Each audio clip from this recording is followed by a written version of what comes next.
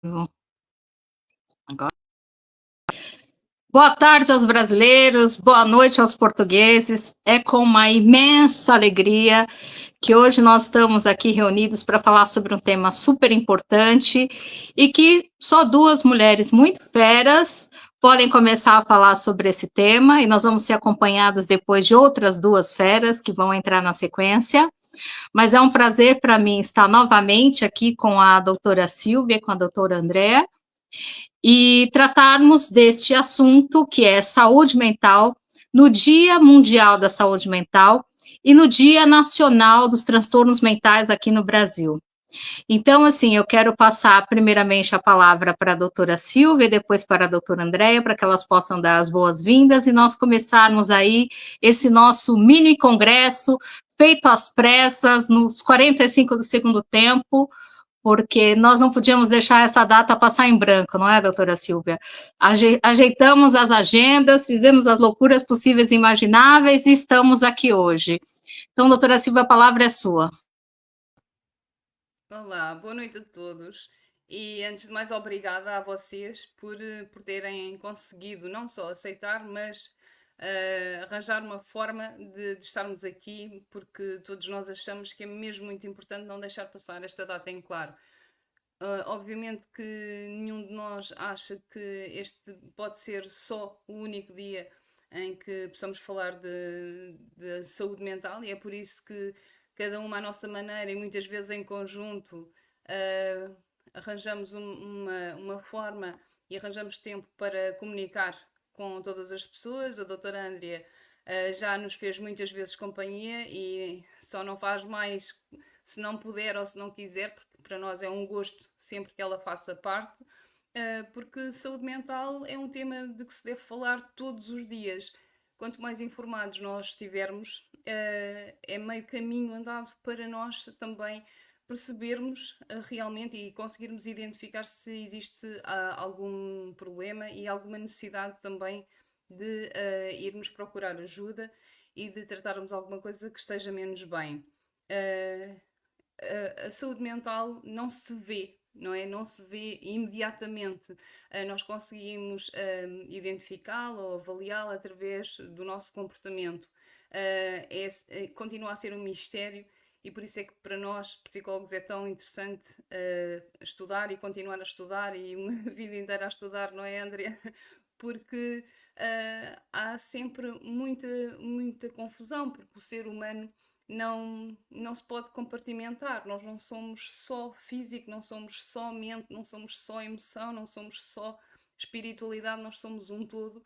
E muitas vezes mistura-se, por exemplo, o que é personalidade, do que é intenção, do que é doença, do que é uma situação passageira, de uma situação que se vai manter ao longo do tempo. Vou só deixar um mote para depois dar as boas-vindas à doutora Andrea. É muito difícil as pessoas às vezes até perceberem em qual é o momento que devem realmente recorrer à ajuda, não é?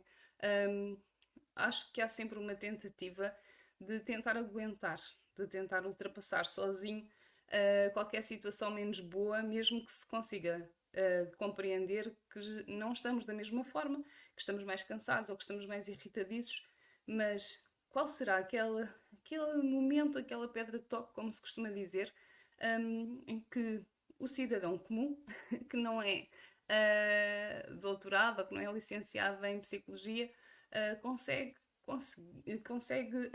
saber que realmente está na altura de pedir ajuda porque aquilo já deixou de ser algo com que consegue lidar e que é mesmo melhor procurar ajuda técnica. Andrea, boa noite e seja bem-vinda. Olá, boa noite. Já estava com saudades vossas também, eu confesso, mas nem sempre é possível vir para mim aqui a esta hora. Então, é assim, há uma série de coisas que eu gostaria de dizer acerca deste dia, que hoje particularmente me deixa feliz, porque assume um caráter também preventivo do qual eu vou falar a seguir. Finalmente as Nações Unidas, e espero bem que seja levado a cabo tiveram isso em questão. Bem, mas respondendo à tua pergunta, Silvia, eu acho neste momento que tanto faz dentro da psicologia como da psiquiatria, uma vez que eu tenho acesso a um trabalho de equipe bastante bom, interdisciplinar, e eu vejo isso diariamente em clínica privada, embora funcione também noutro tipo de ambientes, mas em clínica privada isso é muito visto, que é, já se está quase a morrer a nível emocional, não é? Tanto em psiquiatria quanto em psicologia, ou seja, quando nos chegam a psicologia, já precisamos de uma ajuda complementar, já não é só com a psicoterapia breve, já não é só com as nossas estratégias, e eu acho que quando as pessoas, e tem acontecido, só que às vezes já de uma forma muito moderada e elevada e não ligeira, só quando as pessoas veem que começam a interferir no funcionamento normal da sua vida, ou seja, não são produtivos no trabalho, não conseguem dormir, não conseguem tratar dos filhos, não se conseguem concentrar, é que têm noção de que alguma coisa se passa. Quando eu acho que deveria ser uma reflexão que nós de vez em quando deveríamos fazer, deveríamos tirar algumas conclusões da forma como reagimos às coisas. Será que era assim que eu deveria reagir? Será que era assim que eu antigamente reagia? Será que não estou a controlar a minha ansiedade, a minha impulsividade? E aí sim, no início, procurar uma ajuda para haver uma avaliação, uma confirmação que se está a ir no sentido mais correto, se é necessário alguma ajuda da nossa profissão ou de outra complementar dentro da saúde mental, porque às vezes tornaria a vida mais fácil, tornaria, porque hoje em dia há muita gente também não recorre pelas causas monetárias também, e se calhar 1, 2, 3 consultas chegariam, porque era apenas uma confirmação, era apenas um empurrãozinho, não é? Uma orientação, e quando chegam até nós já estão num estado em que isso já não vai chegar, ou seja, nada ajuda, não é? Pronto. Eu não sei se posso usufruir mais do dom da palavra, Silvia, só já agora para falar aqui desta tal situação da ONU e também do nosso Ministério de Educação e do Ministério da Saúde, que particularmente me deixa muito feliz. Pronto. Em relação à ONU, foi decretado que este ano o Dia da Saúde Mental tem como tema, e acho muito bem, de uma forma muito preventiva, que se dê importância ao local de trabalho, ou seja, que o tornem mais saudável, porque isto sim vai diminuir os problemas de ansiedade, as perturbações de burnout, a maior produtividade da empresa, os ataques de pânico, tudo o resto. Acaba por não ser só a nossa casa, que é o nosso refúgio, mas o nosso trabalho feito com amor e alegria. Nós sabemos que tudo o resto funciona, está tudo encadeado. É tão simples a pessoa pensar assim. E às vezes até nos aspectos físicos nós temos que mudar. Não é só nos horários, não é só numa palavra de conforto, não pode haver relações tóxicas, quer na vida pessoal, quer na vida profissional de qualquer um de nós. E estou aqui a falar a nível, e como estamos a falar da ONU, estou a falar a nível de jovens também, não digo crianças ainda, mas jovens, como adultos. A nível de crianças, tenho uma coisa a acrescentar que me deixa muito feliz. Saiu o manual, já estava a ser feito o manual da saúde mental, que tem em causa e é para ser praticada em meio escolar, para a promoção das competências socioemocionais em meio escolar, e nós sabemos que é isto que nos vai tornar adultos mais saudáveis, porque vai trabalhar coisas como a nossa identidade, o nosso saber dizer que não logo à partida, o conseguirmos identificar o que é tóxico e o que não é, o reagirmos adequadamente às situações, o reconhecermos adequadamente as emoções, tudo isto evita, e estamos a falar em promover comportamentos de saúde mental e não de doença mental. Okay? E isto para mim é muito, muito importante que eu possa praticar dentro da escola de uma forma uniformizada com atividades específicas. Contudo, acho ótimo que se tenham preocupado, que tenha saído cá para fora e vamos ver naquilo que dá, porque isso deixa-me particularmente feliz.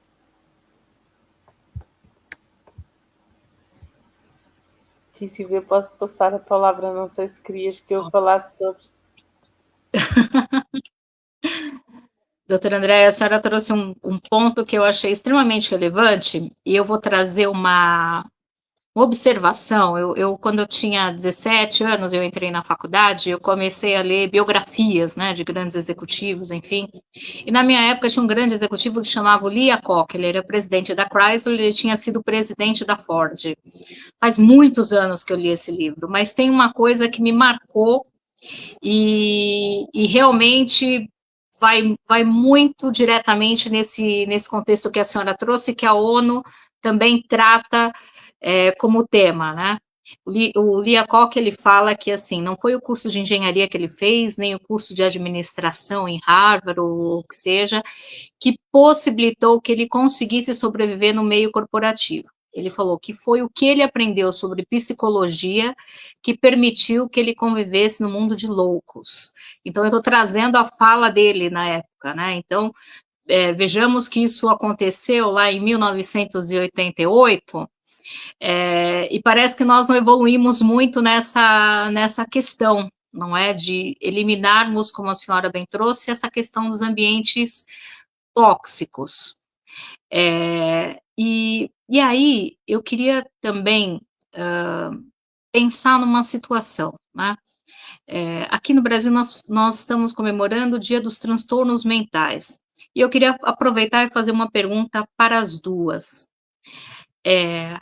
Qual é a dificuldade que vocês encontram para identificar e dar uma...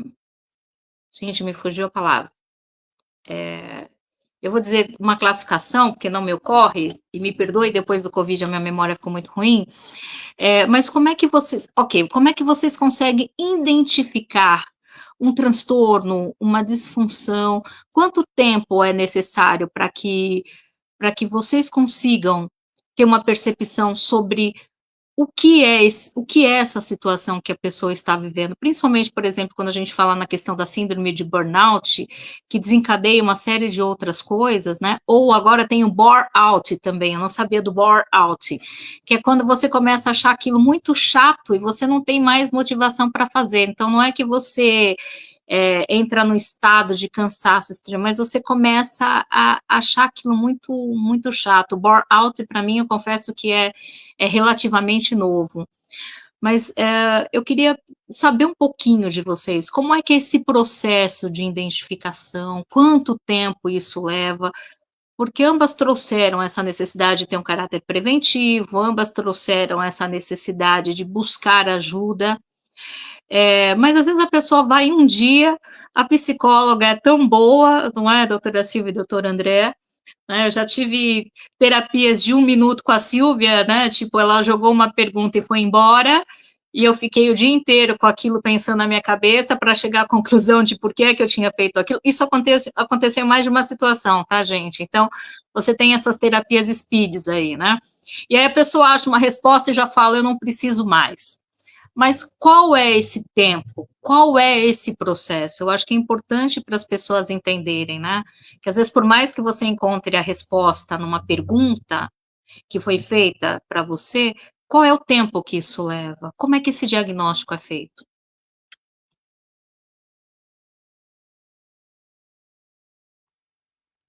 Ora então, eu já vou passar a palavra à doutora Andrea E é muito importante o que estás a questionar, porque vem ao encontro do que a André estava a falar, sobretudo no que diz respeito à funcionalidade. Um, uma das características mais importantes e mais fáceis, ou menos difíceis, melhor dizendo, de avaliação é nós percebermos que perdemos a nossa funcionalidade, que deixamos de conseguir cumprir todos os nossos compromissos, todas as tarefas que estávamos habituados a fazer e às quais nós nos comprometemos e que, entretanto, por sentirmos que não somos capazes, ou não as conseguimos fazer ou não conseguimos fazer como elas deveriam ser feitas. Agora, eu gostaria de dizer algumas coisas a propósito e ainda continuando naquilo que a Andrea estava a dizer. Muitas vezes não tem só a ver com uma questão de estarmos a provocar alteração, por exemplo, na rotina familiar. Muitas vezes nós só nos preocupamos connosco quando são realmente os outros a ficarem incomodados com o nosso comportamento. E aí sim nós pensamos que já não conseguimos esconder, já estamos a afetar os outros e, portanto, aí sim, aí damos então a permissão de tratarmos de nós. O que é uma pena, porque não pode ser só quando deixamos de funcionar, e uma vez mais de acordo com o que a Andrea estava a dizer, não pode ser só quando chegamos a um limite, porque para os outros se aperceberem, significa que muito já se passou dentro de nós, não é? Para nós chegarmos ao ponto em que já não conseguimos gerir, já não conseguimos controlar e já não conseguimos efetivamente guardar para nós aquilo que se está a passar, é porque já atingimos realmente um patamar que muitas vezes já não é suficiente recorrer à ajuda psicológica, já temos que efetivamente ir para outras situações complementares. Agora, em termos de diagnóstico, como se diz, e com razão, cada caso é um caso, porque nós podemos pegar pelo menos em dois pilares que me parecem estruturantes, que obviamente nós temos todo um protocolo, temos uma Bíblia que nos rege e que nos faz identificar as características e perceber se efetivamente existem razões para diagnóstico ou não, mas não as vamos explicar aqui todas, como é óbvio.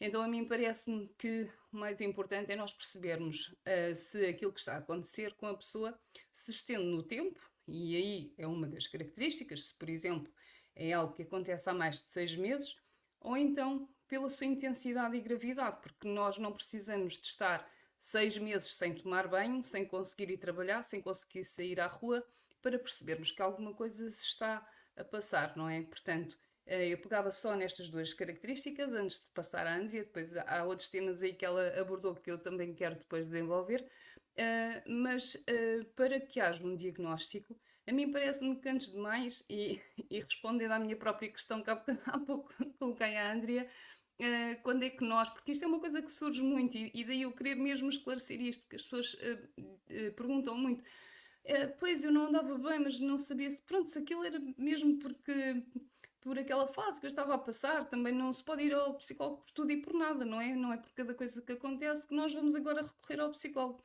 E claro que não, não é? Da mesma maneira que se não é agora por ter 2 ou 3 picadas no coração que eu vou a um cardiologista, obviamente, não é? Mas nós temos é que perceber se realmente o nosso desconforto, se é momentâneo, se é uma coisa passageira ou se realmente se está a estender no tempo, e se é intenso o suficiente para nos preocupar. Não, eu gostava que não fosse preciso serem os outros a alertar-nos que nós andamos com cara de cansados, que já não estamos concentrados, que não conseguimos concluir uma tarefa, que respondemos de uma forma irritadiça ou um bocadinho mais agressiva. Era mesmo importante que não tivessem que ser os outros e que nós fizéssemos esses pontos da situação. Não só porque é muito importante nós cuidarmos de nós e não nos deixarmos chegar à doença, mas no mundo ideal seria ainda mais importante que nós refletíssemos, e eu toco sempre na tecla do autoconhecimento, não é, Seira? Porque não é preciso estarmos mal perante o mundo. Às vezes é só uma questão de nós estarmos a transformar-nos e já não sermos mesmo aquela pessoa. se estamos a fazer outras coisas diferentes porque nós já não somos aquela pessoa, porque já não gostamos de estar naquele trabalho ou já não queremos estar com aquelas pessoas com quem costumávamos estar. E é preciso que consigamos identificar isso. Andrea. Ok. Apesar de tudo, aquilo que disseste, eu lindamente concordo perfeitamente.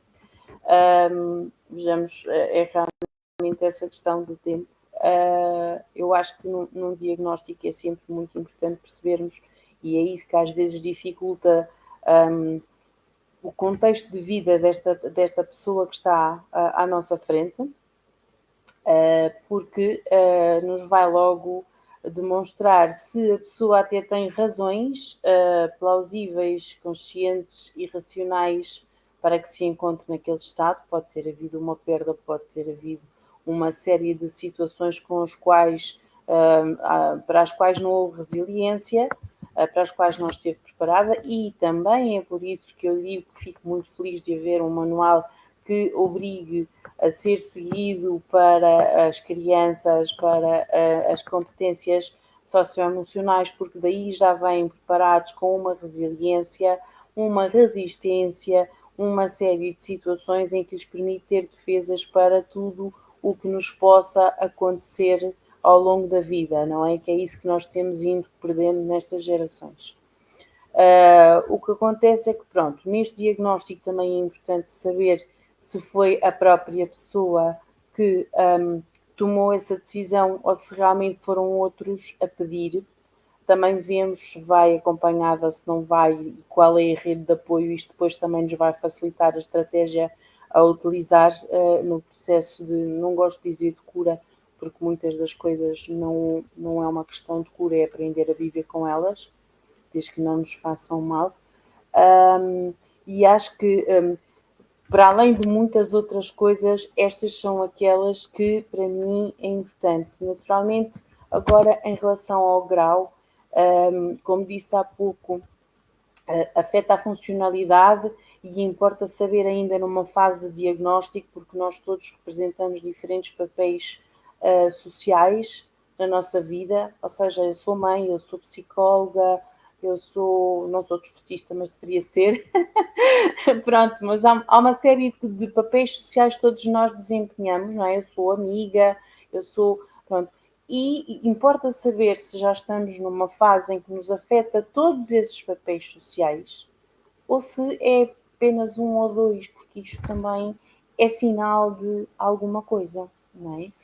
E depois, naturalmente, nós temos instrumentos e técnicas que nos permitem, portanto, todo este diagnóstico que eu falei anteriormente tem a ver com a entrevista clínica para que possamos retirar ao máximo todas as informações para depois saber que tipo de instrumentos nós poderemos usar, que tipo de encaminhamento será ou não necessário utilizar, se não passar apenas pela psicoterapia. A duração é muito variável. Como disse há pouco, pode ser uma questão de confirmação, de orientação, às vezes até, eu há pouco não falei, mas é muito importante porque se nós tivermos em conta esta preocupação que as Nações Unidas tiveram, também vai mexer bastante com o facto de fazer com que os pais não sejam tão tóxicos e consigam manter uma educação parental positiva, ok? Portanto, porque muitas das vezes são orientações ou sensibilizações para educação parental positiva. Levam a criança, mas a criança, tudo o que exibe não é uma perturbação, é um reflexo daquilo que acontece, da incapacidade que acontece em casa, ok? Portanto, nós temos, eu nem sei explicar, eu acho que nunca vou conseguir responder totalmente a esta pergunta, Soira, porque é tanta coisa que nós temos que ter em conta e realmente cada caso é um caso. Agora, aqueles mais difíceis são aqueles que nós vemos que a pessoa está entregue a um vazio para o qual todas as informações que nós tiramos nesta entrevista não parece haver justificação racional, ok? Então aí demoramos talvez mais tempo para entrarmos na parte irracional é um tipo de psicoterapia diferente, é um tipo de psicoterapia que já tem a ver com diferentes escolas, porque nós, como sabes, temos a parte da cognitiva comportamental, que tem aquela vertente urgente, mas depois temos a parte da psicodinâmica, da psicanálise, e temos que juntar algumas coisas. Porquê? Nós temos que perceber de onde vem, mas há muitas coisas que estão a acontecer agora e temos que agir já, em termos de sintoma, ok? Portanto, nós vamos ter que usar a parte cognitiva ou comportamental para o sintoma, para facilitar logo algum tipo de funcionalidade, mas ao mesmo tempo que estamos a fazer isto, temos que aplicar aqui alguma psicodinâmica para tentarmos ir um bocadinho mais fundo e ferir um pouco a pessoa. Eu digo muitas vezes, a recepcionista da clínica costuma brincar comigo e dizer a doutora deve bater nas pessoas lá dentro, porque há muitas que saem de lá a chorar. Mas às vezes é preciso. Às vezes é preciso tocar na ferida. Às vezes é só ouvirem-se falar, como há pouco tu estavas a dizer, que a Silvia às vezes te faz refletir. Se as pessoas se ouvirem falar, têm lá a resposta para a questão, a resposta do porquê estar assim, do que é que deve mudar. Mas depois podem precisar de ajuda de um profissional para mudar. É verdade. Porque podem não conseguir fazer sozinho, mas a consciência daquilo que se passa, ser uma autoconsciência, já é mais de meio caminho andado. Doutora André, a senhora trouxe um ponto que eu achei fantástico, e semana retrasada, ou passada, enfim, o tempo está passando tão depressa que eu já estou me perdendo, mas eu estive participando de um podcast e a pessoa me perguntou como é que eu enxergava as mudanças, não é? E eu coloquei exatamente essa questão, através da educação, num processo em que gere consciência, e a senhora trouxe uma palavra que eu achei fantástica, que é assim, você só consegue promover uma mudança ou entender uma necessidade a partir do momento que você toma consciência daquilo. E às vezes eu tenho a sensação de que nós estamos vivendo em processos muito letárgicos, parece que nós estamos dentro de um processo, um modo sobrevivência, que as coisas estão na nossa cara e nós não conseguimos enxergar. E ainda dentro desse contexto aí trazendo também esse contexto do tema da ONU desse ano, eu me recordei de uma coisa muito engraçada, que eu trabalhava numa empresa onde nós virávamos noites, finais de semana, enfim, e aí como medida de prevenção, né, na época não existia esse termo do burnout, né, era uma coisa, mas enfim, para que nós não entrássemos aí num pico de estresse, então nas sextas-feiras, quem estivesse no escritório recebia ali uma massagem, né, e nós começamos a brincar com essa história, ou seja, nós quase morremos a semana inteira, mas na sexta-feira nós recebemos ali um choquezinho para voltar, para o coração voltar a funcionar. E isso é uma coisa que eu entendo que seja bastante séria, e a doutora Andrea trouxe um ponto, que é a questão dos pais promoverem ambientes menos tóxicos, quando você pensa na questão da parentalidade, mas eu queria trazer isso para esses outros ambientes, principalmente o corporativo, porque a doutora Ana Beatriz, que vocês conhecem, né, a Silvia é super fã dela, enfim, ela traz no livro dela, Mentes Perigosas, quando ela fala sobre a questão da psicopatia e do narcisismo, que é principalmente, acho que são os principais agentes que provocam esse tipo de toxicidade nos ambientes, ela fala exatamente que é na política, são advogados, meus amigos advogados que me perdoem, mas isso não foi uma posição minha, é uma fala dela. Então, políticos, advogados, médicos, líderes religiosos e altos executivos. Ela fala que são nesses grupos onde você vai, esses 5 são os principais grupos, né, onde você tende a encontrar um número maior de pessoas com esse perfil, né. Como é que nós poderíamos começar a pensar em criar ambientes que sejam mais saudáveis, né? Eu passei por uma experiência um dia com um colega que também era minoria dentro da empresa, né? Eu uma mulher, ele um homem preto, e ele veio me pedir opinião sobre um assunto. Eu falei, olha, eu não tenho uma opinião formada a respeito disso, né? Eu preciso saber da sua opinião, porque afinal nós somos concorrentes. Eu falei, larga de ser burro, Falei, nós temos que concorrer com o mercado, entre nós temos que ser parceiros, nós temos que apoiar uns aos outros, porque quanto melhor for a nossa qualidade de trabalho, mais clientes nós vamos atrair. Falei, quem colocou essa mentalidade tonta em cima de você? Mas o fato é que nós somos criados, principalmente dentro da sociedade que nós estamos vivendo hoje, com essa mentalidade de competir e não de cooperar, compartilhar, enfim. E até uma vivência muito recente que eu passei com uma pessoa, ela virou para mim e falou assim: Soira, agora eu entendo o que, que você quer dizer com nós não estamos competindo, nós estamos compartilhando, nós estamos cooperando. Porque ela entendeu que essa dinâmica é muito mais saudável até emocionalmente, né? O dia que uma não está bem, a outra está, e aí uma pessoa leva a outra para esse ponto de equilíbrio, né? Ou quando as duas não estão, ficam as duas ali no chão, choram, começam a dar risada e vão para cima de novo, enfim.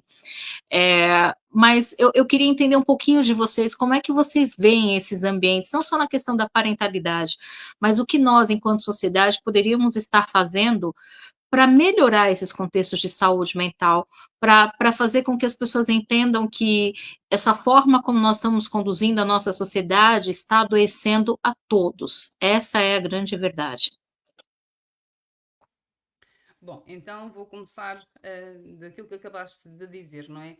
É uma pena que as pessoas não compreendam que unidas são mais fortes do que isoladas, não é? E quando realmente se criam sinergias, é melhor para todos, já porque não temos que estar a lidar com a- a diversidade dos outros ou com a má vontade dos outros e, portanto, nós termos a capacidade de não ter ninguém que se ponha no nosso caminho é algo muito facilitador. Portanto, é muito inteligente nós sermos simpáticos e empáticos. Portanto, nem que seja por isso, seria muito importante. Agora, como é que se cria isso e como é que se criam ambientes saudáveis? Temos também que começar a andar um bocadinho para trás, porque é importante que as pessoas já vão para os sítios, nomeadamente para as instituições, para as empresas, para o seu local de trabalho, também saudáveis mentalmente, que é algo que não se tem trabalhado, não é? O que é que faz com que alguém se permita ser ridicularizado, ser abusado em termos de horas a mais de trabalho, ou de achar que não pode dizer que não a alguma situação? É alguém que não está bem consigo próprio, não é? Que em termos da sua fragilidade emocional ou da sua personalidade, que efetivamente não consegue esta própria pessoa definir quem é o seu lugar e até onde é que é uma questão normal ou adequada e quando é que deixa de ser. Portanto, os ambientes tóxicos não são só formados por pessoas más, são formados também por pessoas que são boas e que permitem que as pessoas más se sobreponham às pessoas boas, porque ninguém abusa de alguém que não permite ser abusado, por exemplo, não é? Isso acontece não só nas situações profissionais, mas também nas nossas amizades, na nossa vizinhança e nas nossas relações pessoais dentro de casa. E, portanto, nós apontarmos o dedo aos agressores, obviamente que, se nós olharmos, se não houvessem agressores, não havia agressividade, é verdade, mas a grande parte das vezes, pelo menos das segundas, terceiras e quartas vezes e por aí adiante, essas situações só se mantêm ou se repetem porque alguém permite que isso aconteça.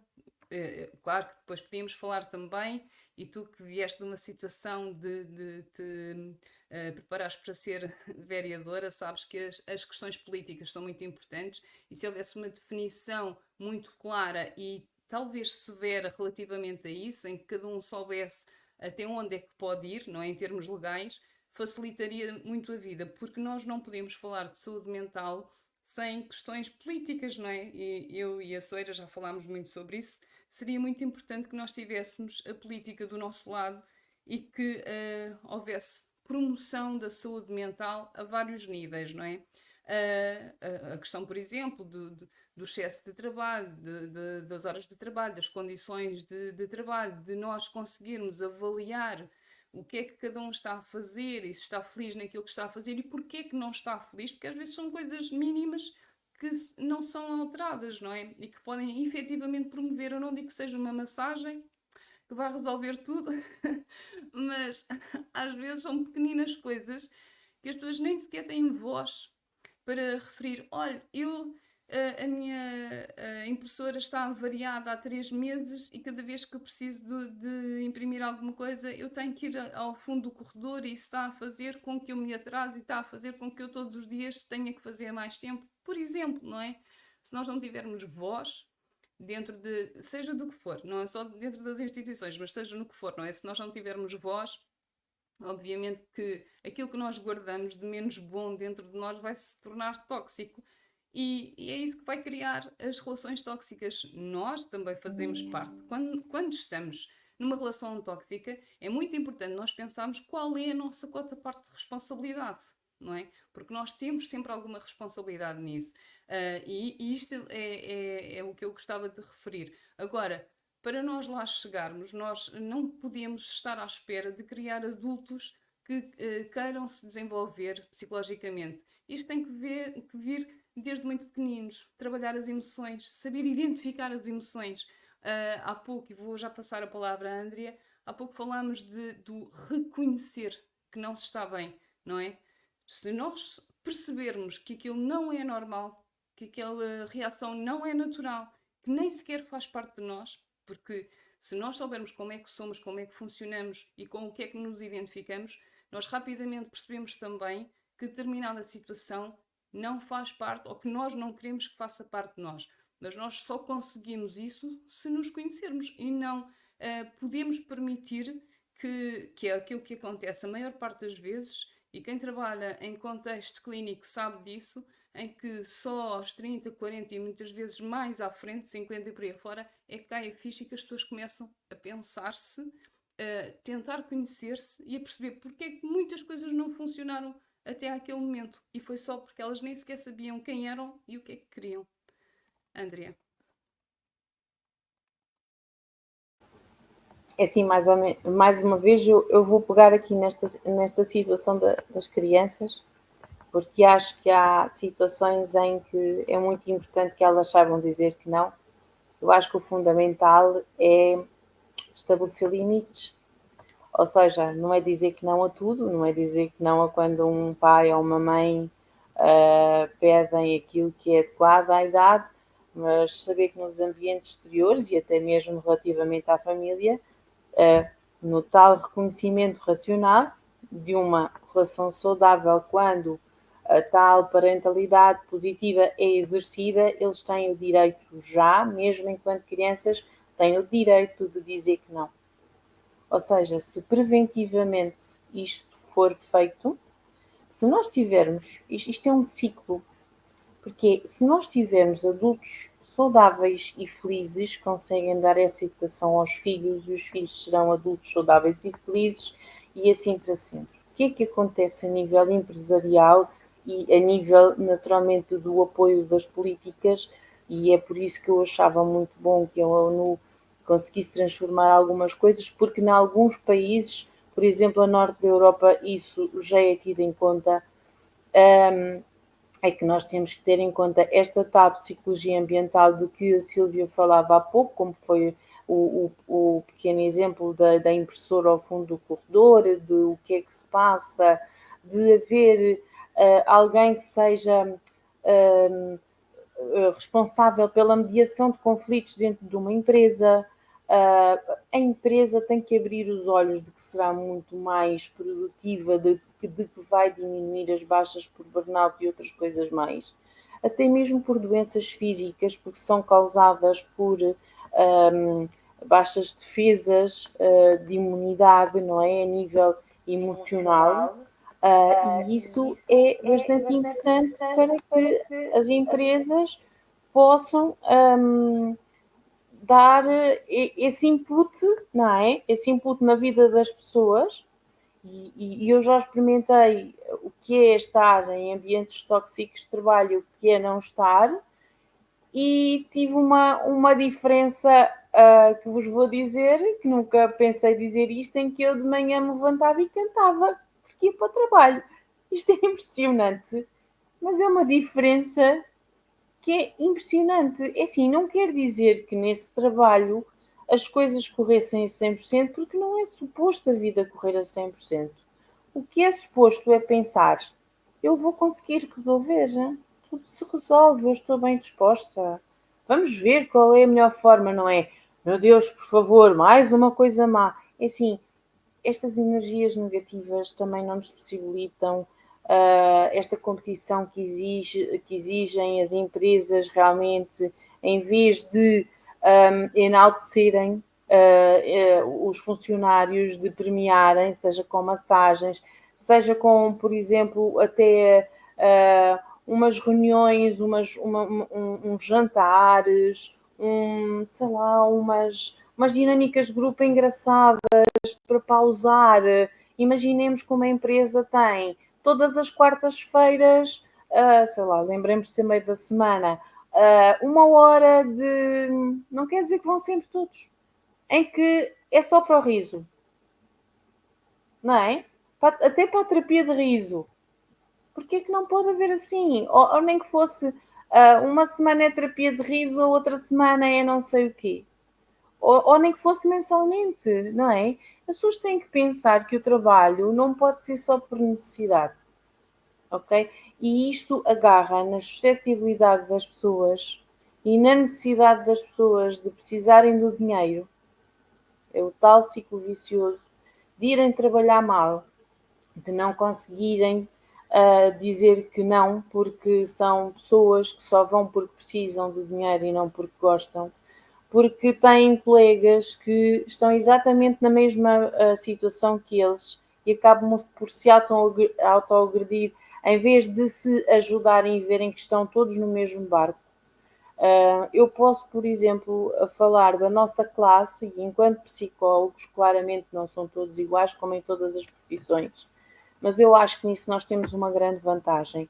Nós temos o nosso trabalho de supervisão e temos muitas vezes intervisão, que nos obriga a estar horas a conversar sobre o nosso trabalho, tudo bem, não é a nossa vida, a discutir casos, a encontrar as melhores soluções, e temos grupos de pessoas que eu nunca vi na minha vida, mas que estão juntos para tirar dúvidas. Somos uma classe unida. Eu não sei se isto acontece em mais alguma. Nós precisamos disso, lá está, para a nossa saúde mental, claramente, não é? Porque nós temos que ser o exemplo disso e nem sempre é fácil. Nem sempre é fácil. Aliás, estão a aumentar os casos de burnout, já eram costume em várias profissões e agora estão na parte da saúde mental a aumentar enormemente. Porquê? Porque as pessoas vão em último caso. E aquilo que nós conseguimos gerir de uma forma com as técnicas que tínhamos, com a resiliência que nós tínhamos, com aquilo que nós trabalhávamos, nós conseguíamos fazer com que não levássemos trabalho para casa, não levássemos coisas em que pensar. E neste momento temos que redobrar esse esforço. E muitas vezes não conseguimos e entramos em burnout. Andrea, deixa-me só dar as boas-vindas ao Dr. Paulo e à doutora Rossana, e vou então passar à Soira para ela então dar também as boas-vindas e fazer entrar quem ela achar por bem. Soira.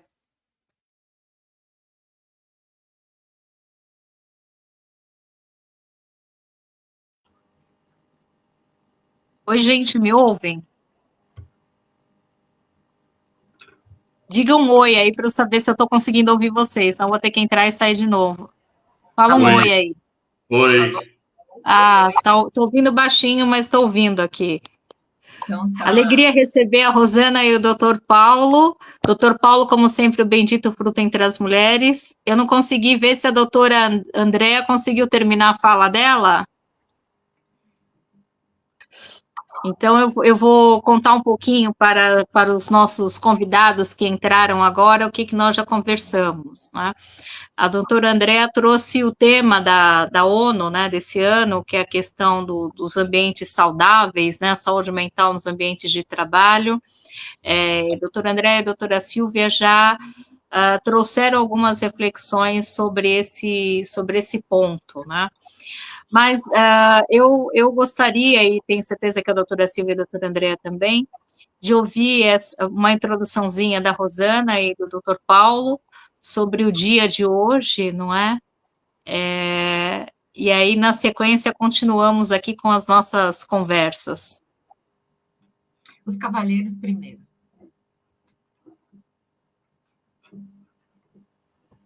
Não, pode começar, se pretender, pode começar. Para mim, tudo bem. Eu cheguei agora. Eu também cheguei agora. Então pode começar, colega. Pode começar, colega. Então, diga aí, depois eu entro. Vai. Diga aí você, depois eu digo. Bom, então, antes de mais, boa noite a todos. É sempre um gosto estar na vossa presença. Relativamente ao dia de hoje, ao Dia da Saúde Mental, é um dia que, bom, apesar de ser o Dia Internacional hoje, a saúde mental deve ser comemorada todos os dias. Né? Nós devemos estar em perfeita sintonia connosco diariamente. Não é só porque me dói o braço ou me dói a cabeça, mas eu também pensar naquilo que eu faço no meu dia-a-dia. Pude ouvir um bocadinho a doutora Andrea falar sobre os ambientes saudáveis no local de trabalho. E isso é uma das coisas que nós temos que ver no nosso dia-a-dia. Nós temos que... nós colocamos objetivos, colocamos metas na nossa vida e que, se não as atingirmos por algum motivo, nós temos que reformular esses mesmos objetivos e perceber que foram feitos numa determinada altura e se ainda são atuais à minha evolução enquanto ser humano. Portanto, o Dia da Saúde Mental é no dia 10 de junho. 10 de junho. Isso é bom também, que é o dia de Portugal. Desculpa, desde 10 de outubro. Mas é um dia que deve ser comemorado todos os dias. Nós todos os dias devemos fazer uma autoanálise, devemos nos avaliar, compreender se estamos a fazer as coisas corretamente, se aquele propósito que nós temos está de acordo com as nossas vontades, com os nossos desejos. Portanto, e se é esse o caminho que eu quero seguir. Se for, tudo bem. Se não for, eu terei que mudar o meu rumo. Penso que seja esta a minha introdução para o Dia da Saúde Mental. Espero que tenham gostado para já. Colega?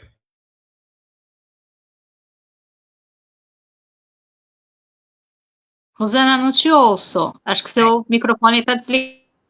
E agora? Sim. Ok. Obrigada, Silvia. Obrigada, Suer, Andréia, Paulo. Que bom estar aqui com vocês novamente. E Dia da Saúde Mental, né? Como o Paulo falou, não devia ser o Dia da Saúde Mental, pois todos os dias do ano nós estamos tendo que cuidar da nossa saúde mental, da nossa saúde existencial, ou seja, não só os problemas da nossa vida mental, mas os problemas da nossa existência. E com isso, nós temos muito que prestar atenção naquilo que nós estamos fazendo de bem-estar para a gente mesmo. Porque nós somos, eu como psicóloga, sou cuidadora, sou acolhedora de pessoas, e quem está aqui é psicólogo também sabe disso, e quem não é também sabe disso, né, Soira? Que também estamos sempre estamos nos deparando com pessoas que nós vemos que estão precisando cuidar de si, cuidar da sua existência, cuidar da sua saúde mental, e que cada vez nós estamos num ritmo de vida que talvez nos impulsiona muito para que nós nos deterioremos enquanto pessoa,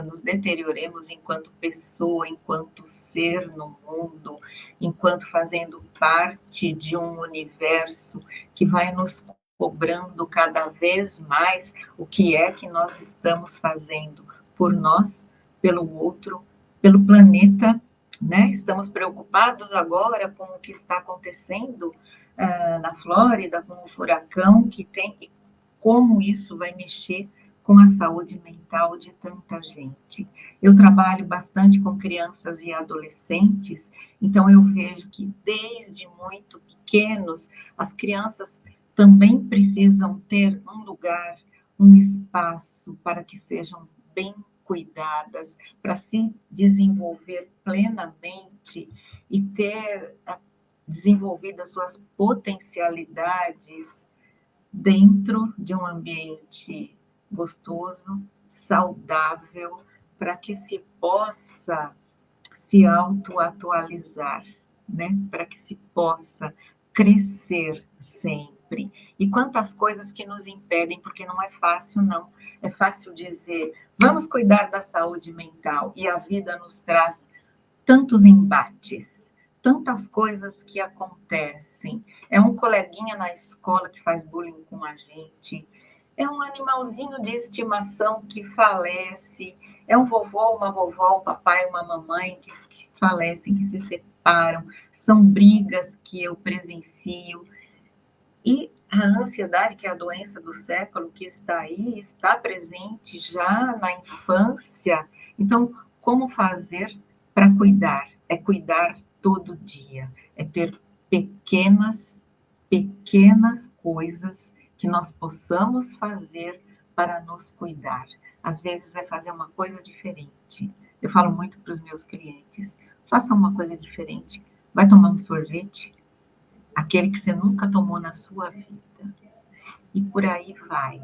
Acho que essa minha introdução, meio aqui no sufoco, que eu estava dando aula até agora, então eu entrei no sufoco, né? Obrigada.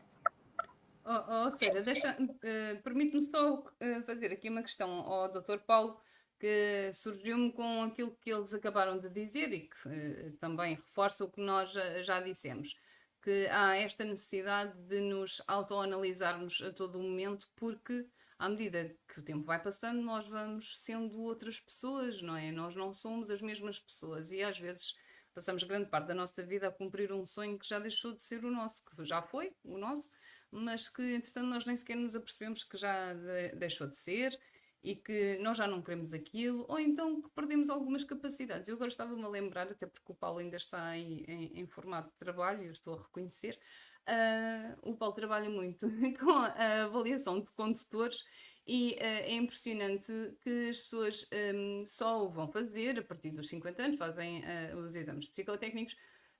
Grande parte, eu não sei apreciar ou estatisticamente dizer ao certo, mas arriscaria uns bons 90% que só vão por obrigação, porque acham que não precisam, sendo que a maior parte deles já tirou a carta de condução há 30 anos e acham que continuam a ser as mesmas pessoas que eram quando tinham 18 ou 20 anos.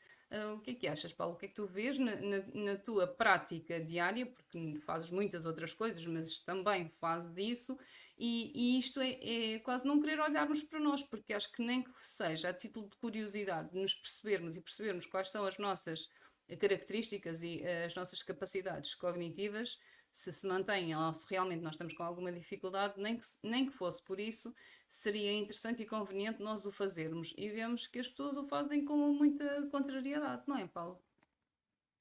É verdade, verdade. Bom, nós, à partida, o ser humano tem muita dificuldade em aceitar o processo de mudança e de envelhecimento. Não é?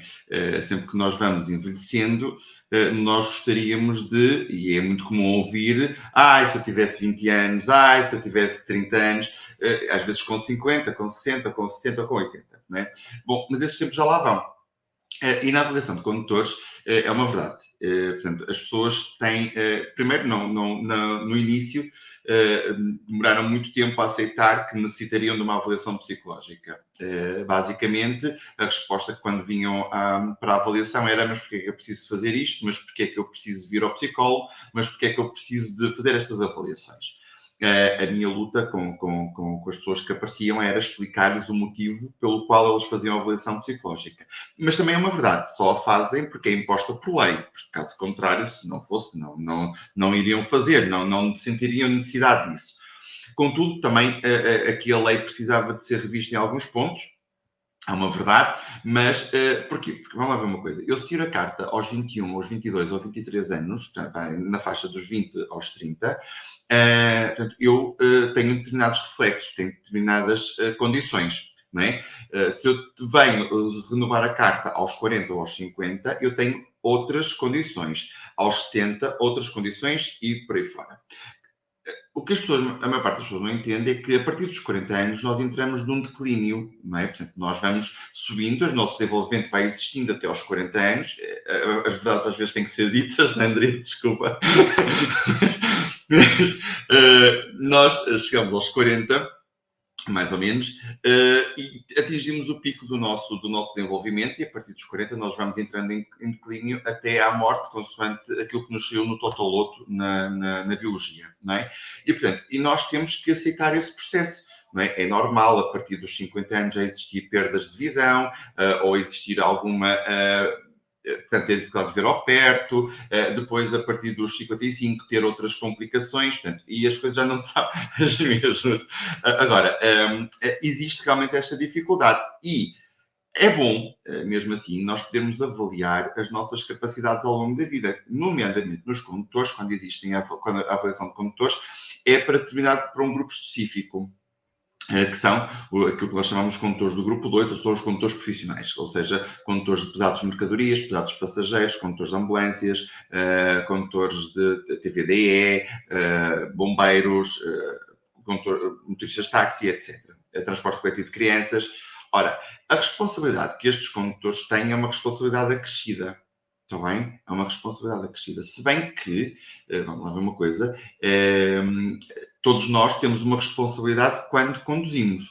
Está bem? Não é só porque eles são condutores profissionais ou pertencem a um determinado grupo que nós não temos responsabilidade acrescida. Nós temos. Agora, nós temos que também salvaguardar as condições, não só físicas, mas também mentais, das pessoas que conduzem este tipo de veículos.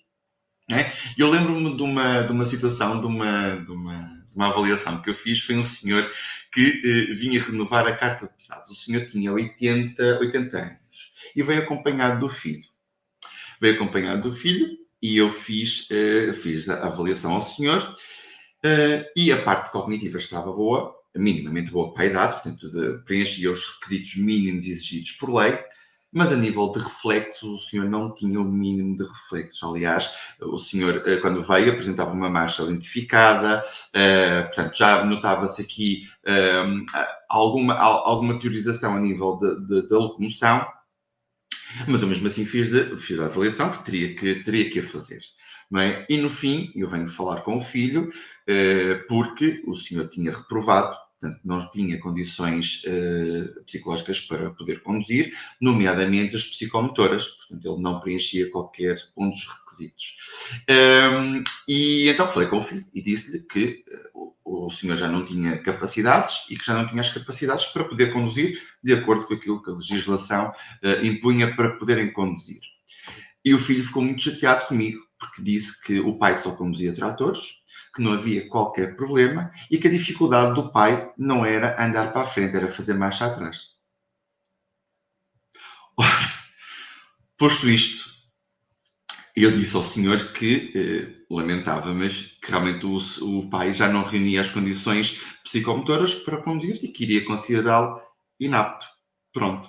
E então o filho, aqui não era o pai, porque o pai queria, eu expliquei ao pai e o pai disse, sim senhor, eu compreendo aquilo que me está a explicar. Aqui o problema era o filho, não é? Porque realmente o senhor só tem problemas em conduzir o trator de marcha atrás. Agora, vamos lá ver uma coisa, foi o que eu disse depois ao filho, que eu considerá-lo apto para a categoria de pesados, de mercadorias, eu estaria a considerá-lo apto para todos os veículos que ele pudesse conduzir até 20 toneladas. Portanto, nós estamos a pensar que um senhor com 80 anos ainda poderia conduzir um veículo até 20 toneladas. Portanto, isto, com as limitações que o senhor estava a ter, para mim era impensável. Okay? Portanto, mas isto foi logo no início, mas existe, e hoje ainda existe esta ideia de que a avaliação psicológica não é necessária. Portanto, é só a partir, reparem, é obrigatória para quem tira a carta pela primeira vez, independentemente da idade, e depois a primeira avaliação que é feita é só aos 50 anos de idade.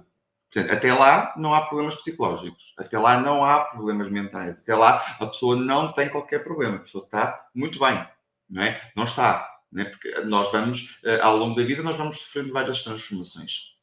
mas é o que temos na lei. Portanto, inicialmente era aos 40 e 45, deixaram de existir e passou para os 50 anos. A partir daí é de 5 em 5 anos. Mas, de qualquer das maneiras, mas, por exemplo, se eu considerar inapto uma pessoa para a condução de veículos pesados, eu tenho que o considerar apto para a categoria de ligeiros, o que não me faz sentido, porque a pessoa é a mesma. Se não tem reflexos num, não vai ter reflexos para o outro. Entendem? Portanto, mas isto é o que está na lei, é o que está preconizado, não se pode fazer.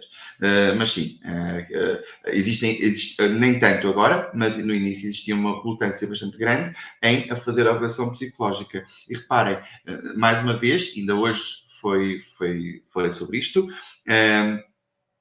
continuamos ainda a ter algum estigma de que só vai ao psicólogo quem é maluco. Está bem? Não é de todo a verdade. Portanto, vai ao psicólogo quem precisa realmente de algum apoio e quem não tem as ferramentas necessárias, quer seja desde o nascimento, quer sejam inatas, quer sejam adquiridas, para poder responder face às adversidades da vida. Ok? Nós também não temos todas as ferramentas, mas temos algum conhecimento técnico para poder ajudar as outras pessoas a que encontrem as suas próprias ferramentas. Portanto, isso é que é importante. Okay? É nós fazermos sempre uma autodescoberta.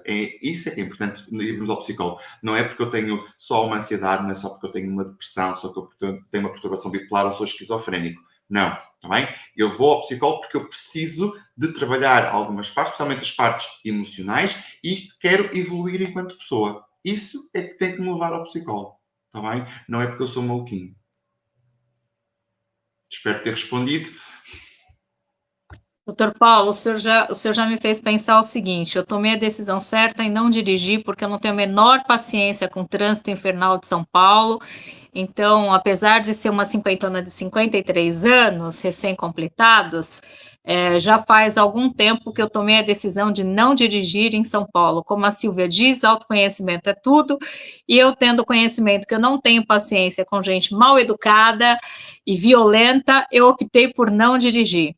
Agora, eu queria passar a palavra para a doutora Rosana, porque a Renata ela trouxe uma frase muito importante, que ela falou assim: nós nos damos conta das pessoas que não cuidamos das pessoas que nós deveríamos amar ou que nos amam. A Silvia tirou rapidamente, mas eu acho que é mais ou menos alguma coisa nesse sentido.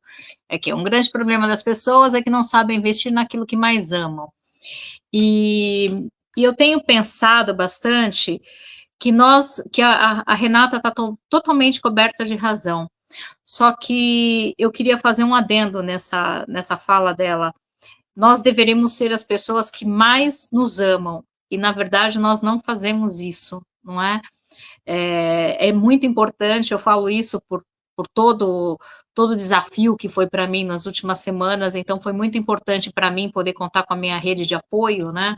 Silvia, Rosana e tantas outras amigas e amigos aí que se apresentaram para me dar suporte, mas a questão e isso é algo que eu, inclusive, fiquei refletindo muito hoje pela manhã, o quanto eu realmente estava cuidando de mim, né?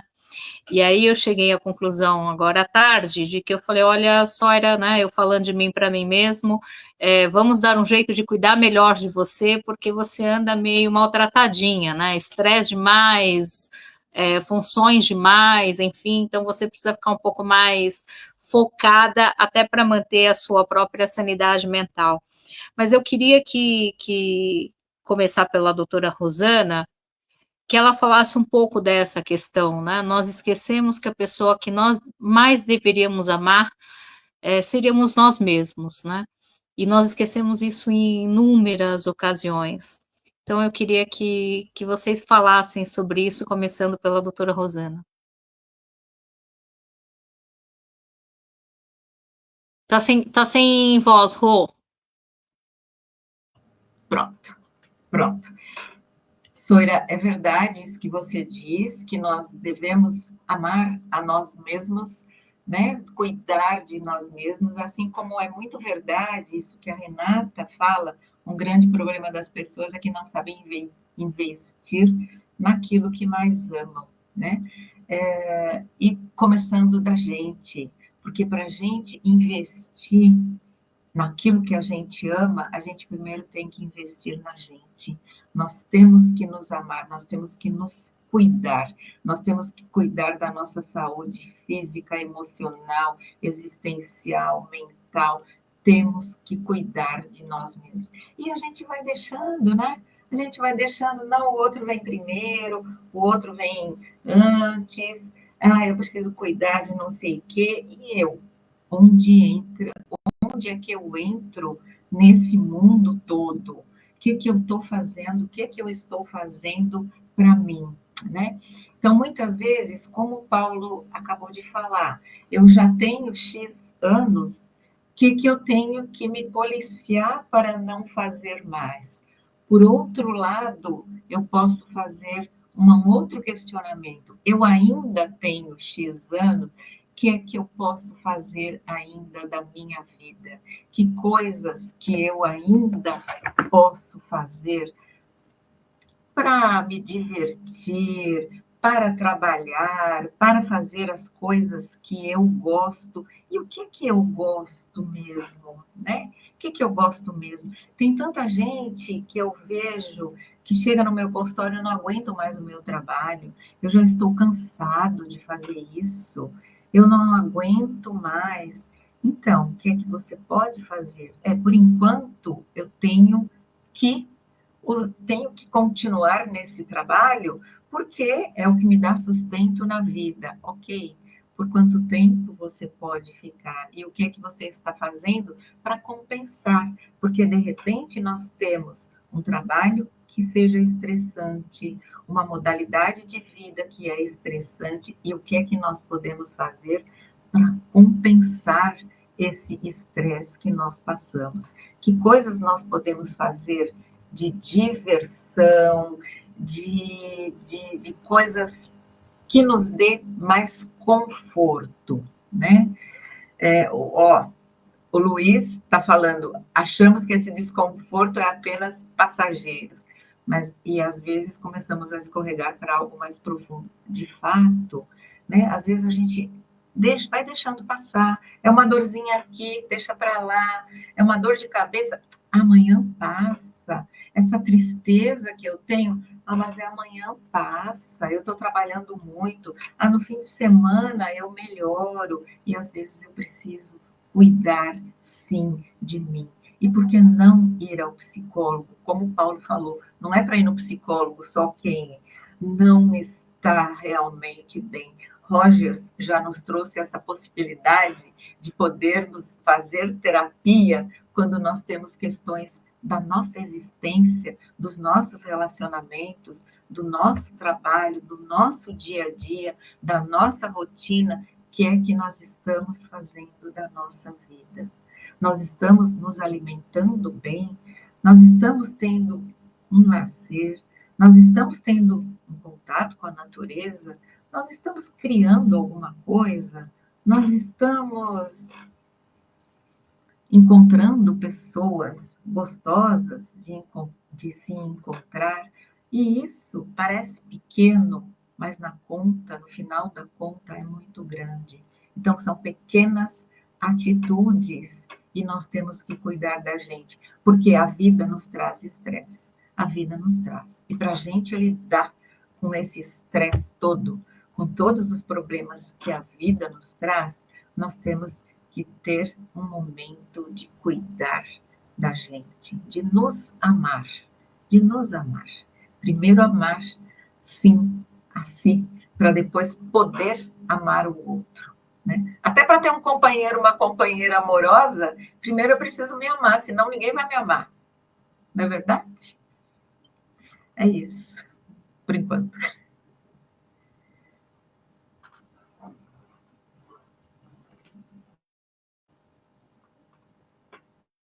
Quem é a próxima? Doutora Silvia, doutora Andréa? Doutora Andréa.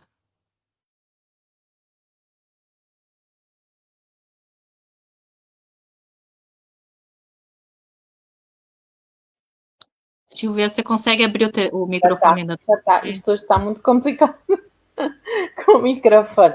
Então, é assim, naturalmente, e acho que é essencial a parte do gostarmos de nós próprios, não é? Como, aliás, essa é a velha máxima, não é? Se nós não gostarmos, quem gostará? Temos que nos valorizar, claramente. Eu hoje estou muito insistente num ponto e estou a ser um bocadinho aborrecida com isto, mas eu acho que é realmente criança que nós criamos esses limites, ou melhor, o hábito de ter limites. Não quer dizer que sejam os mesmos de forma nenhuma. Se nós tivermos uns pais ou uns cuidadores que nos mostrem que se preocupam com eles próprios, nós vamos seguir esse exemplo. Se nós tivermos o exemplo de que essas pessoas estabelecem limites de que, ok, isto não me vai fazer bem, portanto eu não vou passar esse limite, nós vamos seguir esse limite. Hoje em dia é difícil, como nós temos visto e como nós temos conversado até agora, um bocadinho antes de vocês chegarem à verdade, mas eu acho que é uma das coisas fundamentais. Outra das coisas fundamentais que eu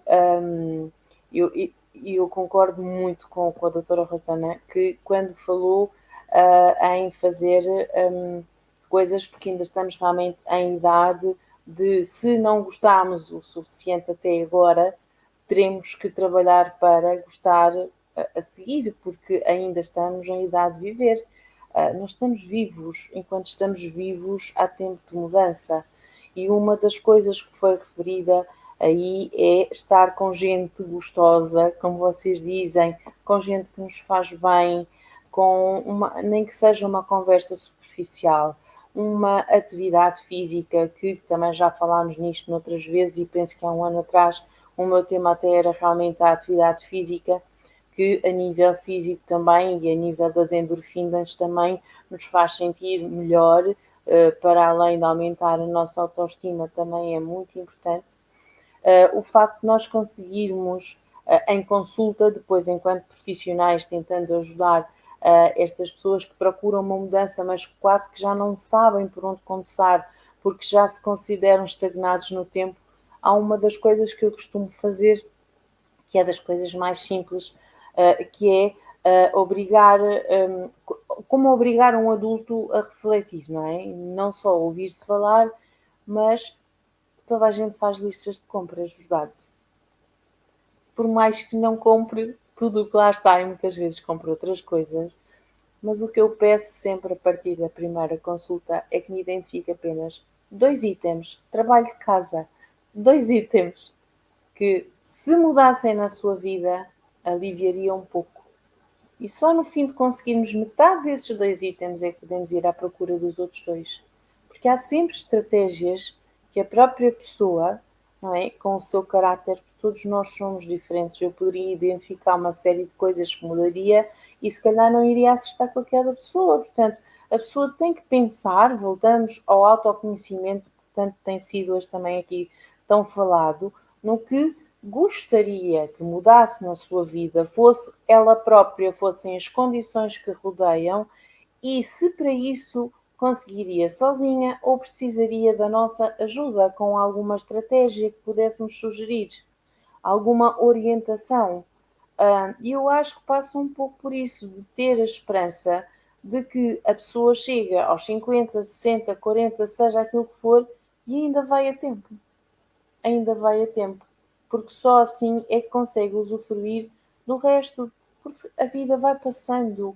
E se nós estamos numa fase negativa sempre, de queixume, de não estar a queremos transformar a nossa vida, por muito difícil que seja quando se prende com situações monetárias, e aí falamos então na tal compensação que falou há pouco, e é verdade, de alguma forma nós temos que nos compensar. Nós não conseguimos, nem que seja apanhar uns pingos de positividade, não é? Que nos dêem força para continuar e que nos dêem ideias de como melhorar. Portanto, eu acho que é mesmo por aí, é estar atento ao mais positivo que conseguimos chegar, é estar atento à rede de apoio que poderemos ter ou temos que criar. Se esta rede de apoio não está a funcionar, ok, vamos pedir ajuda a um profissional para ver que rede de apoio nos poderia ajudar neste momento. Até porque se calhar quando criámos aquela tínhamos outra idade, e voltamos também à parte da transformação de sermos outras pessoas, e se calhar aquela fazia sentido naquela altura e agora não está a funcionar. Temos que adicionar ou temos que mudar. Assim não vale. Ou seja, a pessoa não pode queixar-se quando não está apta a mudar. a pessoa, quando se queixa, tem que querer mudar, porque senão não vamos poder ajudar. Eu vou passar a palavra. Bom, então, queria só dizer aqui 2 ou 3 coisinhas, relativamente àquilo que vocês disseram, já se calhar já não vou conseguir, porque isto também a idade também já vai avançando, não é? Já não consigo identificar quem é que disse o quê, mas o que é facto é que considero que cada vez mais, e eu também fazendo a minha autorreflexão, não é? Porque não é só dar os exemplos e dar os conselhos e orientações, nós também temos e devemos fazê-lo, não é? Considero cada vez mais importante nós vivermos, como a Andrea disse muito bem, o dia a dia, porque todos os dias são dias de viver. Às vezes há aquela ideia de que vamos amontoar, vamos juntar, vamos poupar para um dia comprarmos alguma coisa, para um dia sermos felizes, para um dia viajarmos, para um dia que não sabemos qual é, né? E uma vez mais me repito dizendo que nem sei eu se nesse dia que eu tiver essas condições vai ser o dia que eu vou querer fazer aquilo, não é? Posso, entretanto, não poder atingir determinados sonhos, mas posso ir realizando algumas coisas e algumas coisas são mesmo muito acessíveis e nós esquecemos que elas estão ali à mão de semear. Como ainda ontem dizia a uma paciente, há quanto tempo é que não bebe café com o seu marido? Ah, mas nós temos máquina de café em casa. Sim, mas há quanto tempo é que não vai ao café beber um cafezinho com o seu marido depois do jantar? Porque é diferente, porque é um encontro, porque é um espaço diferente em que as características compreendem quase como se fosse um encontro e, portanto, isto não é assim tão complicado. Há algumas coisas que efetivamente nos condicionam a nível financeiro, não é? Nós não podemos realizar todas as coisas, mas existem algumas que têm mesmo a ver com o parar e pensar, não é? E nos refletirmos e nos pensarmos.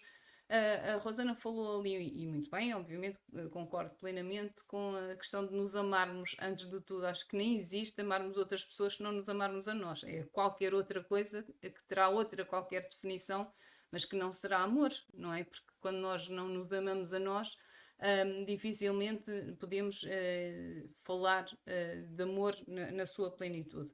Mas antes disso ainda, voltamos a tocar na tecla do autoconhecimento, porque eu também não me consigo amar se eu não me conhecer, se eu não identificar as minhas características e algumas eu vou realmente apreciar e outras eu vou aprender a lidar com elas, ou então vou realmente não me identificar nada com aquilo que eu sou ou com aquilo que eu sinto e vou tentar melhorar-me.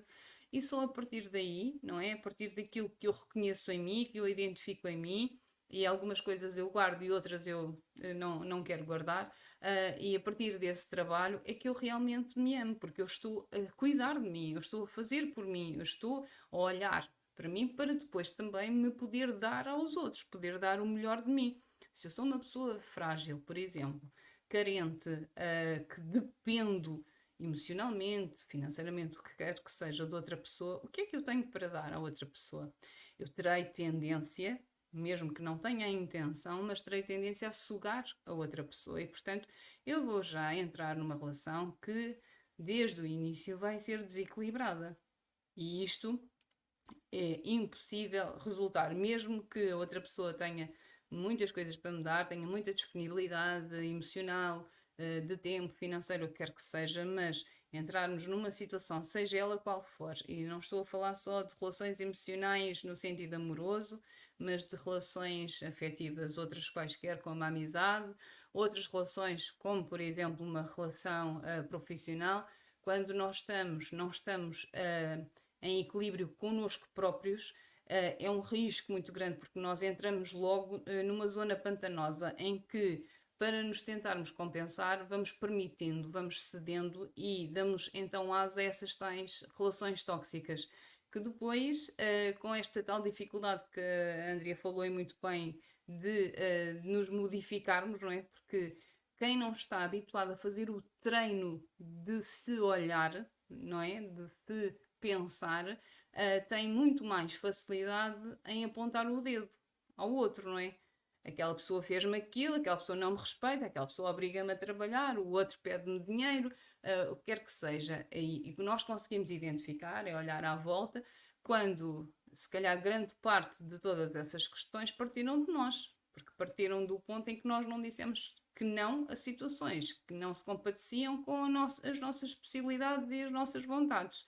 E portanto, parece-me que a saúde mental, da mesma forma que qualquer outra saúde, porque não existe saúde sem saúde mental, e todos já chegámos a esse ponto, seria mesmo imprescindível que fosse tratada e que lhe fosse dada importância desde o início, da mesma maneira que se fazem rastreios e que se vai à enfermeira com o bebê a seguir a um bebê nascer, não é? Que se vai tratar das vacinas, que se vai verificar os movimentos, que seria muito importante que houvesse também esses rastreios e esse acompanhamento a nível psicológico, a nível comportamental. Eu quero acreditar que grande parte dos pais está a fazer o seu melhor, está a fazer aquilo que acha que é o que deve ser feito, tentando compensar, tentando dar aparelhos, por exemplo, telemóveis à hora do jantar num restaurante.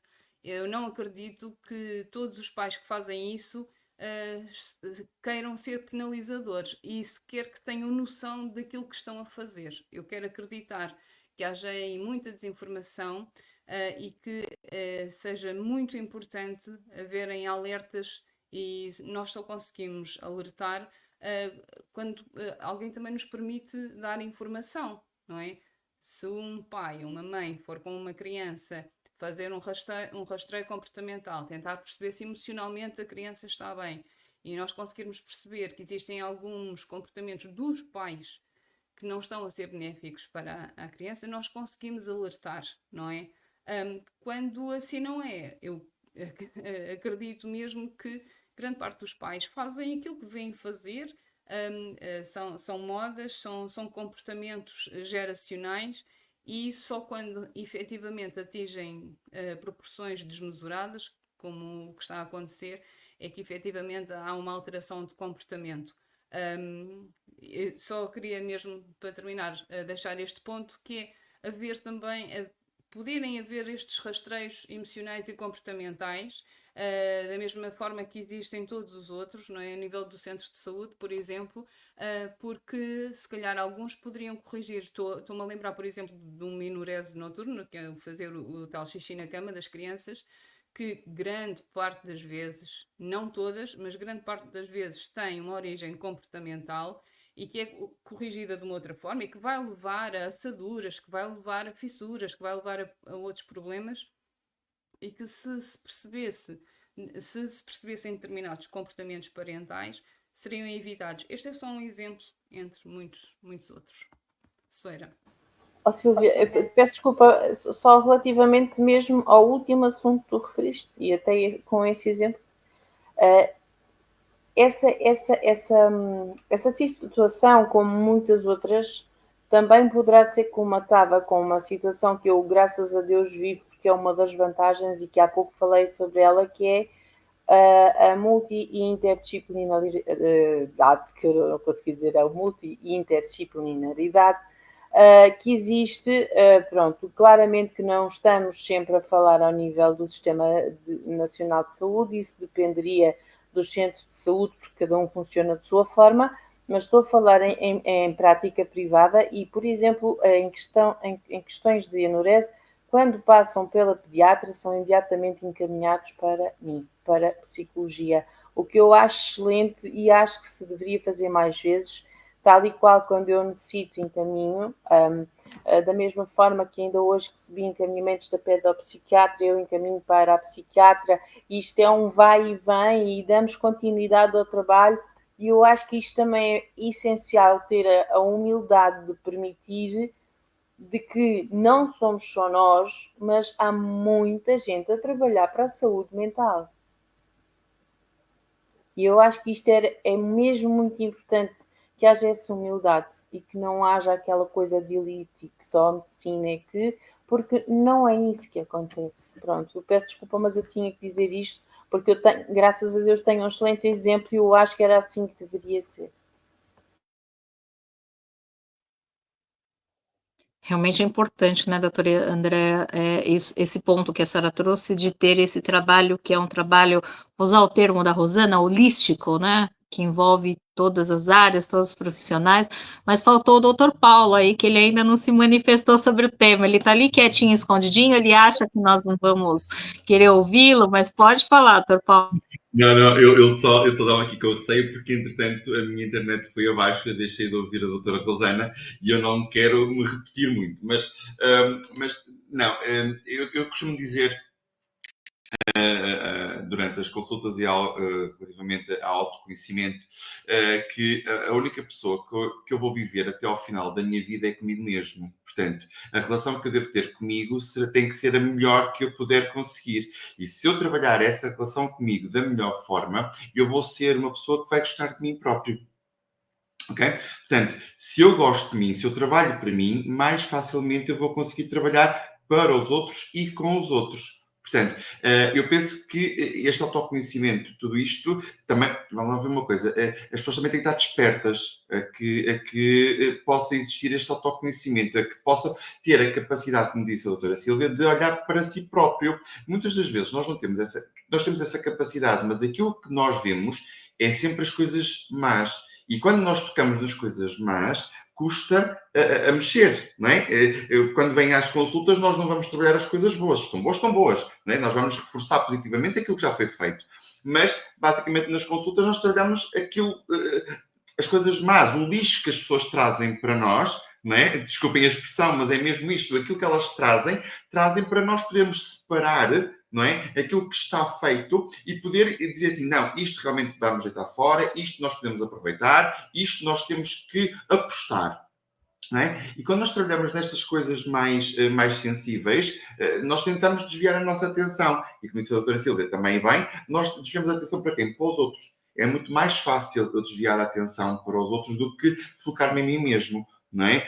Se tenho um acidente, por exemplo, eu tive um acidente, não foi porque eu vinha distraído, ou porque eu vinha ao telemóvel, ou porque vinha a mudar a estação de rádio. Não, eu tive um acidente porque estava muito sol, o sol encadeou-me, e até pode acontecer, mas a culpa é do sol. Eu não sou responsável pelo acidente. Portanto, nós temos que começar a ser mais responsáveis pelo nosso tratamento, pelo tratamento da nossa saúde mental. Não é? Porque realmente não há tratamento, não há saúde sem haver saúde mental, como diz a doutora Silvia. Portanto, eu quero só deixar este contributo, porque eu tenho medo, mais uma vez, de me repetir, mas que nós possamos ter a melhor convivência connosco ao longo da nossa vida. Só isso. Bom, já caminhando para os finalmente, então, já que o doutor Paulo foi o último a falar, então nós vamos colocar ele como o primeiro para fazer jus ao ditado, né? Os últimos serão os primeiros. Então, eu queria, em primeiro lugar, agradecer a todos, né, que estão nos assistindo, mas principalmente agradecer a todos que estão aqui, né, doutora Silvia, doutora Andréa, doutora Rosana, doutor Paulo, porque eu sei como é difícil nós conseguirmos aí ajustar as agendas de cada um, todo mundo nessa loucura, mas é visível, né, que em todos aqui tem uma coisa que é muito grande, que é o amor e o cuidado em relação às pessoas, né, isso foi uma coisa que vocês todos trouxeram aqui, e é exatamente por esse amor e esse cuidado que vocês se comprometeram, ajustaram sua agenda, ainda estão em ambiente de trabalho, né, doutor Paulo, saíram da aula e vieram imediatamente para cá, enfim, então, cada um com a sua questão de agenda aí, mas todos com essa preocupação em levar informação para as pessoas, isso demonstra o amor que vocês têm pela profissão e pelas pessoas que vocês se preocupam em cuidar de uma forma geral. Então, assim, eu já vou deixando os meus agradecimentos a todos que nos assistiram, aos que vão nos assistir, ao doutor Paulo, ao doutor André, à doutora Silvia e à doutora Rosana, por concordarem sempre, assim, estarem juntos num momento ou em outro, não é, Silvia? E eu já deixo os meus votos aí de muito sucesso para todos, que nós consigamos aí trilhar esse caminho de criar uma consciência, como a doutora Andréa trouxe hoje, né, essa palavra, eu acho que fica muito forte para o final para mim, de termos essa consciência, de olharmos para nós mesmos nesse processo de autoconhecimento que a doutora Silvia sempre traz, com essa visão holística da doutora Rosana, e com essa compreensão do doutor Paulo de que o tempo está passando, que nós precisamos entender quais são os nossos prós e contras aí dentro dessa nossa trajetória aí chamada, dessa nossa jornada chamada vida, né? Então, que nós possamos viver de forma plena, e essa é a minha mensagem final. Então, eu passo para o doutor Paulo, para ele fazer as considerações finais dele, doutora Rosana, doutora Andréa, e por último a doutora Silvia, para encerrar o nosso mini congresso. Mais uma vez, quero agradecer o convite para estar aqui. Eu peço sempre desculpa porque eu nunca consigo entrar à hora de início, porque estou sempre em trabalho. Eu vou ter que... Aqui está uma coisa que eu, se calhar, vou ter que mudar na minha agenda. Mas a doutora Silvia sabe o meu horário de trabalho, porque ela trabalha comigo, portanto, sabe o meu horário de trabalho e eu estava em consultas e, portanto, mais uma vez, peço imensa desculpa por entrar mais tarde. Como consideração final, eu gostaria também de alertar aqui para uma situação que já foi dita, mas que é sempre importante neste Dia da Saúde Mental, que é o nós aprendemos a dizer não. Está bem? O não é sempre muito importante. Como eu tenho que aprender a dizer não, mas nós temos que aprender a dizer não. Não quando não podemos, não quando não estamos bem, está bem? E deixar ao outro também...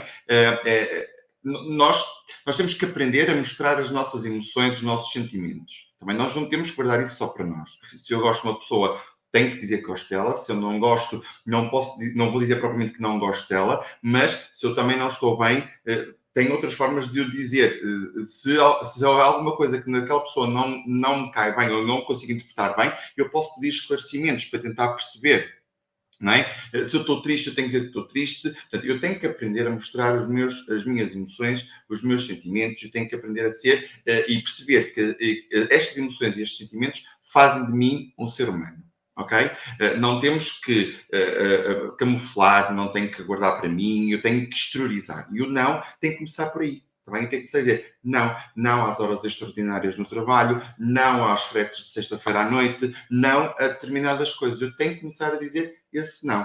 Tá bem? E isso é o primeiro passo para eu cuidar da minha saúde mental. Tá bem? Portanto, eu espero que todos aqueles que nos estão a ouvir, que a partir de hoje aprendam a dizer não. Tá bem? E é o mais importante. E um resto de bom dia de saúde mental. Rosana, eu vou pedir licença só para fazer um complemento.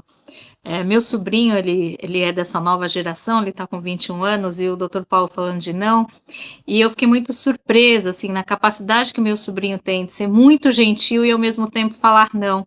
E aí eu fiz uma proposta para ele para fazer um trabalho, enfim, e ele olhou para mim e falou assim: não, tia Sóira, muito obrigada, mas assim, muito zen, né?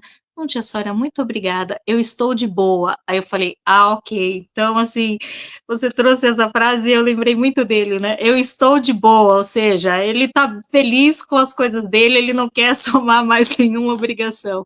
Mas é muito importante isso que você falou, doutor Paulo.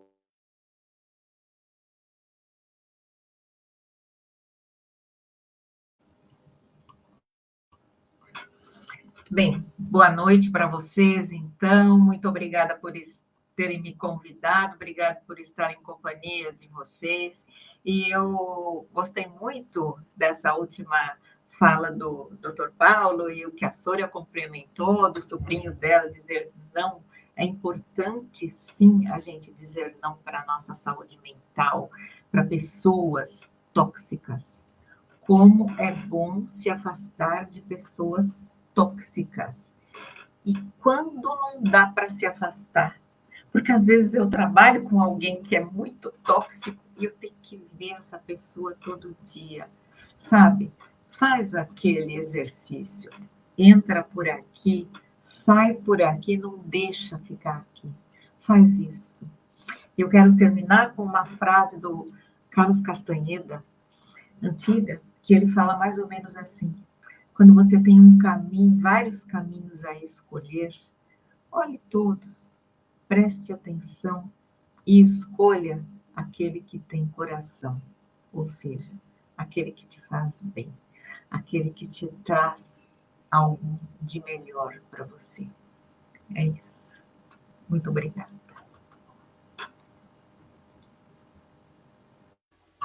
Bem, sou eu agora, né? Obrigada por me terem convidado mais uma vez. Peço desculpa de não poder estar sempre que vocês me convidam. Eu adoro que vocês me convidem. Vou tentar estar mais presente. A única coisa que eu quero acrescentar depois de tudo o que já disse, que eu acho que hoje já me fartei de falar, eu acho que foi demais. Mas tenho que começar a chegar um bocadinho mais atrasada como o Paulo, porque é capaz de dar um bocadinho mais jeito. Mas pronto. O que eu acho, para além de concordar com tudo o que vocês disseram, até porque eu própria já tinha abordado a importância do não, que para mim é fundamental desde a infância, é que vou falar outra vez da infância, desculpem, eu hoje estou nesta, mas eu vou lá chegar à adultícia. É assim, quando nós nascemos e somos obrigados a crescer, nós não temos escolha. Nós somos obrigados a lidar, mal ou bem, com as mudanças. Seja da puberdade, seja da infância, seja de bebê para a infância, seja na adolescência. Meu Deus, nem me falem nisso, que estou agora aqui a passar estas situações em casa. Mas tudo, chega-se a adulto, nós achamos que temos um luxo que é, não é preciso crescer mais, parou tudo aqui. Já não sou obrigada a passar por estas provações sobre as quais eu não tinha mão. Eu não conseguia controlar, porque até ali nós fomos obrigados. A natureza encarregou-se de nos fisicamente e naturalmente depois emocionalmente, com tudo o que acarretava, de irmos mudando muitas vezes. E nós pensamos que o ser adulto é não mudar mais. Eu acho que não. E eu acho que nós temos de ter isso em conta, é precisamente mudarmos muito mais vezes com o conhecimento que já temos. E eu acho que temos muito mais poder para mudar. E eu acho que o problema é muitas vezes nos acomodarmos e acharmos que já nos podemos dar ao luxo de estar onde estamos. E acho que era muito bom para quem tem possibilidade, porque há situações realmente difíceis e não estão nas nossas mãos, de mudarmos exatamente como queríamos, e aí temos que fazer a tal situação de compensação, como disse a doutora Rosana, mas eu acho que sempre que nós podemos mudar para melhor, temos que pensar, somos adultos e podemos, nós agora podemos escolher, antes nem sequer podemos escolher. Portanto, temos que ir para a frente, o caminho é para a frente. A busca continua, nós nunca vamos ser 100% felizes. A busca continua. Podemos atingir 100% de felicidade numa área, nós temos milhentas áreas das quais somos feitos. Ok, esta parece já estar bem, vamos para outra, não podemos parar. Não parem a busca, é só o que eu vos digo. E comecem a gostar mais de pessoas, porque é tão bom gostar de pessoas. E boa noite a todos, um beijinho e obrigada por me terem aqui. Obrigada, Andrea, obrigada a todos, obrigada, Dr. Paulo, doutora Rosana e Soeira. Queria só fazer um pequenino apanhado das vossas últimas palavras. O Paulo falou da importância do não. O que eu venho a reparar é que nós temos alguma tendência, sem nos apercebermos, mas não deixando de ter alguma arrogância, de tomarmos decisões porque achamos que aquilo que nós decidimos tem impacto na vida das outras pessoas. Ou seja, eu não vou fazer isso porque senão a pessoa vai ficar triste, eu não vou dizer que não porque senão a pessoa vai ficar zangada comigo. E, portanto, temos a pretensão de achar que podemos contrariar-nos primeiramente e depois de orientar o rumo da vida daquela pessoa, às vezes até nos mantendo em relações com pena da outra pessoa. Mas o que é facto é que nós temos também o dever de permitir que cada um faça o seu processo. E eu, quando estou a dizer que sim em vez de dizer que não, eu estou claramente a mentir, porque eu estou a não expressar a minha verdadeira vontade. Estou a induzir o outro em erro e estou também a comprometer a minha relação e a colaborar para que a minha relação seja desonesta e seja tóxica. E é mesmo importante que nós tenhamos responsabilidade emocional e que percebamos que uma coisa é fazer maldade intencionalmente, outra, muito diferente, é não contribuirmos para que essa pessoa tenha a liberdade de decidir de outra maneira. Nós não podemos ou não queremos, ela fala com outra pessoa, ela está com outra pessoa, ela faz aquilo que ela quiser com a nossa resposta. Inclusivamente, pode ficar triste, como é óbvio, mas terá que ser um processo pelo qual ela tem que passar. E eu não sou ninguém para ser responsável ou para evitar ou para poupar outra pessoa de viver o seu próprio processo. Este é um ponto que eu gostava de referir e que me parece importante e que tem, obviamente, a ver com o não. Depois a Rosana falou muito bem na questão dos caminhos e das escolhas dos caminhos. Nós só conseguimos perceber que caminhos é que temos quando nos informamos. E é isso que nós batalhamos de alguma forma aqui todos os dias, e quando falamos em autoconhecimento tem a ver com isso. Nós nos percebermos e sabermos que ferramentas é que nós temos, ferramentas barra caminhos, é que nós temos para resolver as situações, para gerir e lidar com as situações, ou então simplesmente perceber que sozinhos não estamos ou não vamos ser capazes e que por isso mesmo precisamos de ajuda.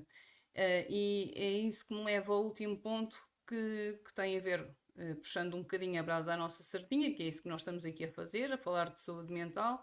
Eu não consigo perceber alguém que não tenha interesse por saúde mental, porque eu posso não me interessar por engenharia mecânica, eu posso não me interessar por outra área qualquer, mas não acredito que haja alguém que não se interesse por saúde mental. Eu sou profissional da área, mas mesmo quem não é profissional da área tem interesse, porque todas as pessoas precisam de ter interesse sobre este tema.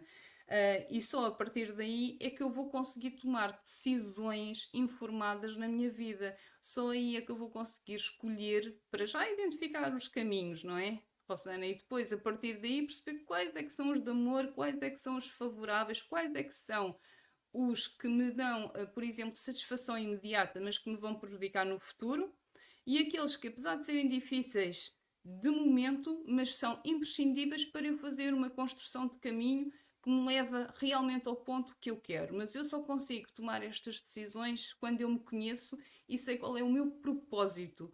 E esta é a última reflexão que eu quero deixar, que é: nós precisamos efetivamente, sempre que conseguirmos identificá-lo, recorrer a um técnico de saúde mental, nomeadamente a um psicólogo ou psicoterapeuta, não só quando estamos mal, porque aquilo que nós fazemos, infelizmente, muitas vezes, é trabalho de SOS, não é? É realmente atenuar os sintomas, é proporcionar ferramentas para que as pessoas sejam funcionais ou voltem a estar funcionais, e infelizmente, grande parte das vezes, assim que isso acontece, as pessoas abandonam a terapia.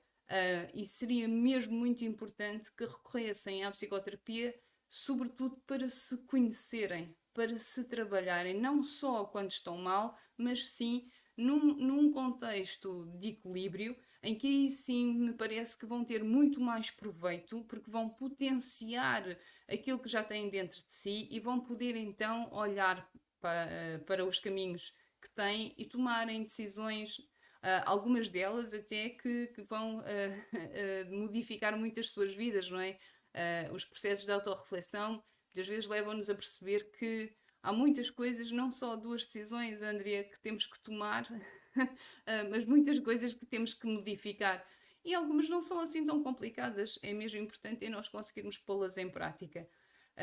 Esta é uma parte do nosso trabalho, é ajudar ou facilitar, somos facilitadores de que as pessoas se apercebam, reconheçam o que é que será importante modificar nelas, e depois, por outro lado, muitas vezes até ajudá-las a pensarem em alternativas, porque não são poucas as pessoas que dizem: pois eu sei, isso eu sei perfeitamente que devia fazer isto ou que devia fazer aquilo, eu não sei como é que consigo fazê-lo. E é para isso que nós cá estamos, não é? Para ajudar as pessoas, mostrarmos os tais caminhos, para que depois, a partir daí, então, elas possam tomar decisões informadas que serão não só melhores para elas, mas com certeza também para quem as rodeia. Se todos nós fizermos isto, então, cada um no seu quadrado, como se costuma dizer, então o mundo com certeza que será melhor. Quero agradecer a todos uma vez mais, uma boa noite e dizer-vos que estes momentos que são de estar também com pessoas que são interessantes, que são importantes para mim, me ajudam a ter mais saúde mental. Um beijinho a todos. Até breve. Obrigada.